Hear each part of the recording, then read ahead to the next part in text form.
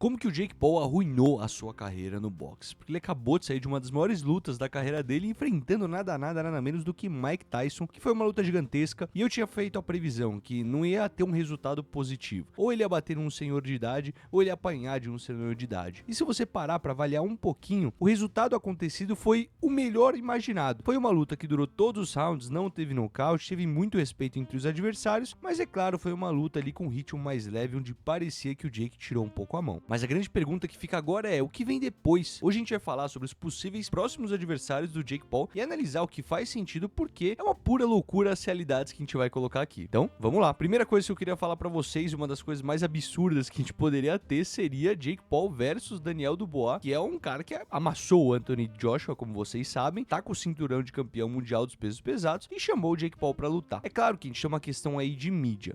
O Daniel Dubois, ele quer uma mídia, ele quer uma pessoa à altura que consiga vender pay-per-views pra ele fazer dinheiro. Pra ele, é melhor enfrentar um cara que não tem um boxe tão apurado, mas que consiga vender muitos pay-per-views pra ele continuar campeão mundial e ainda assim ganhar muito dinheiro. Pro lado do Jake Paul, nada disso faria sentido, porque ele ganharia sim muito dinheiro, mas tomaria um atraso surreal desse cara. Então, pensando como gestor de carreiras do Jake Paul, as chances de acontecer seriam praticamente nulas. E antes de falar do segundo adversário, que pra mim é um dos mais bizarros de todos se acontecesse, queria falar da nossa patrocinadora da Maximum Boxing. Como vocês sabem, os melhores equipamentos esportivos de boxe, Muay Thai, Kickboxing, você pode garantir com 10% de desconto utilizando o cupom FALA. Esse mesmo cupom também vale na Growth Suplementos, então caso queira usar e comprar seus suplementos, fique à vontade. O segundo adversário que eu queria comentar é o Arthur Beterbiev, que é o campeão absoluto dos meios pesados, que já mencionou também a possibilidade de enfrentar o Jake Paul. Esse cara simplesmente tem todos os cinturões da categoria e é considerado um dos melhores boxeadores do planeta. Lembrando, se você não entende ainda como funcionam os cinturões, as regras que existem, os diferentes cinturões, a gente já fez um vídeo aqui no canal onde a gente explica todos os cinturões, as diferenças, como funciona, porque assim, é meio confuso, mas saiba que o Beterbiev tem todos eles. Então quando a gente fala da carreira do Jake Paul, a gente tá indo muito do 8 pro 80, porque ou ele enfrentou ex-atletas de MMA onde o boxe não era o talento mais apurado daquela pessoa, ou atleta já no final de carreira, como Anderson Silva, como o próprio Mike Tyson. Então é difícil imaginar que a gente tem um salto tão grande na carreira do Jake Paul de disputar um cinturão com uma das maiores personalidades. É claro que os campeões só estão falando isso porque eles querem venda de pay-per-view, porque em questão de habilidade o Jake Paul tá muito atrás dele. Então a decisão ótima seria começar a enfrentar e subir o seu cartel com boxeadores ainda que estão construindo o seu cartel também. Porque pra mim não existe um cenário no mundo onde o Beterbiev perde pro Jake Paul, e é claro que a gente vai ver muito antes a revanche do Beterbiev com o Bivol, que é o que o mundo mais espera nesse momento. Pelo menos o mundo do boxe que leva o boxe a sério e quer ver boas lutas. Beleza, então agora que a gente deu as ideias malucas, vamos falar o que realmente pode acontecer. A gente tem aí o Julio César Chaves Jr., esse tem um nome de peso, que é filho de uma lenda do boxe, né, o Julio César Chaves, e até agora já desafiou o Jake Paul pra uma luta, depois de ter lutado no mesmo evento que ele. Então a gente vai ver, pô, o Chaves Jr. não é o mesmo boxeador dos anos atrás. Então existe uma chance, é algo um pouquinho mais competitivo. E por que esse é o único nome que faz sentido? Porque é um nome que tem um apelo, tem uma história por trás, e o Jake pode aproveitar disso para finalmente enfrentar um boxeador legítimo e calar os críticos que vêm falando que ele só luta contra youtubers, ex-lutadores de MMA ou pessoas mais velhas. Então aqui realmente a gente coloca ele frente a frente com um boxeador. Mas daí você vai falar assim, não, o Jake Paul já lutou um boxeador profissional e perdeu, que foi o caso do Tommy Fury. E é verdade. E a gente pode até compactuar com um cenário onde existe uma revanche com o Tommy Fury, porque é nítido que existiu um avanço no boxe do Jake Paul desde aquela primeira luta com o Tommy Fury. A luta foi bem disputada dele com o Tommy e acabou vencendo por decisão dividida. Se eu não me engano, teve até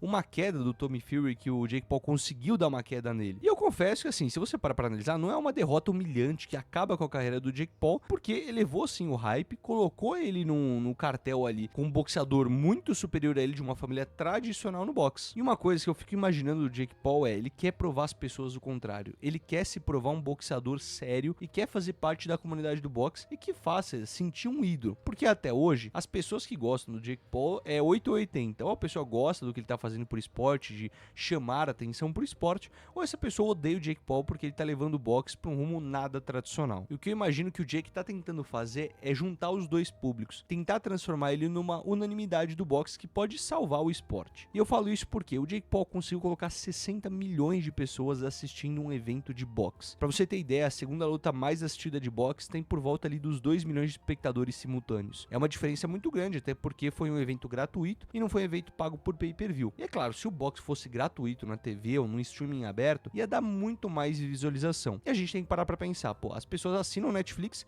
e também assinam a Disney Plus, o Star Plus, que tem acesso às lutas da ESPN de boxe. E uma luta de boxe nunca deu tanta visualização no streaming quanto aconteceu na Netflix. Então eu acho meio injusto falar que foi a luta mais assistida só porque passou no streaming, porque já existiu várias outras lutas, inclusive do Canelo, que já apareceram no streaming e nunca bateram nem próximo do que o Jake Paul fez. Eu imagino então que essa revanche tem tudo para ser uma das melhores revanches do ano e criar uma trajetória ali de sucesso pro Jake Paul. É claro que ele vai precisar ganhar e não vai ser uma luta nada fácil. A família de Tommy Fury, como vocês sabem, vem com um legado grande no boxe. Vai ser muito bom caso o Jake derrote ele para ganhar mais respeito com essas pessoas. Agora, vamos falar da luta que todo mundo quer ver há muitos anos. Jake Paul contra o KSI, que é um influenciador lá britânico. Essa rivalidade já tem há muito tempo. Parece até uma certa novela. Os dois vivem trocando farpas na rede social, mas até agora nada do confronto. O problema é que tá demorando demais e o público acaba perdendo o interesse. O KSI, para quem não conhece muito ele já seguiu um caminho no boxe de influenciadores com os Fit Boxing, enquanto o Jake estava tentando estabelecer como boxeador mais profissional. Essa luta é interessante porque ela envolve toda a bolha que envolve a família Paul, porque o Logan Paul, irmão do Jake Paul, também é um parceiro de negócio do KSI,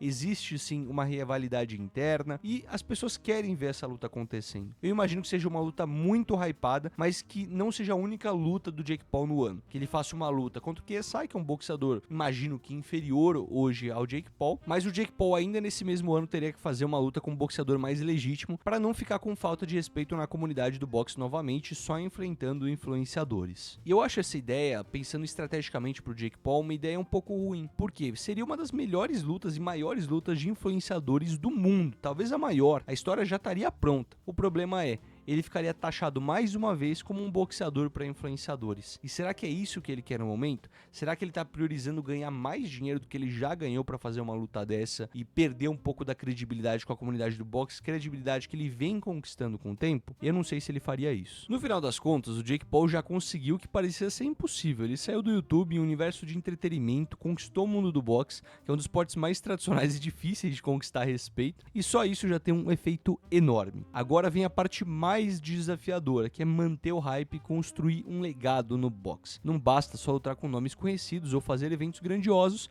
ele precisa continuar mostrando a evolução no ringue, enfrentando adversários que testem a habilidade dele de verdade e, o mais importante, criar consistência. Cada luta daqui pra frente é uma chance dele provar que ele é mais do que um showman e ser lembrado como um boxeador de verdade. Uma coisa que é inegável do Jake Paul e dos bons boxeadores é a capacidade deles transformarem qualquer luta num bom evento. Ele entende o jogo do entretenimento como ninguém, mas o boxe não é só promover lutas, ele sabe disso. O grande dilema é agora, será que ele vai conseguir enfrentar adversários mais técnicos como o Tommy Fury ou o Chaves Jr., ou ele vai focar em lutas mais comerciais como é tão esperada com o KSI? O que fica claro é que Jake Paul tem várias opções na mesa e ele pode continuar explorando lutas que combinem a habilidade de entreter com a desafiar e escolher caminhos mais profissionais e enfrentar ainda nomes maiores no esporte. De qualquer forma, o Jake já mostrou que ele é um mestre em criar interesse e manter o público engajado. A pergunta que ele tem que se fazer é, ele quer ser lembrado como um influenciador que fez barulho no boxe ou como alguém que realmente deixou uma marca no esporte? Uma coisa que ele vai ter que fazer, obviamente, é continuar promovendo junto no cartel dele, que consegue vender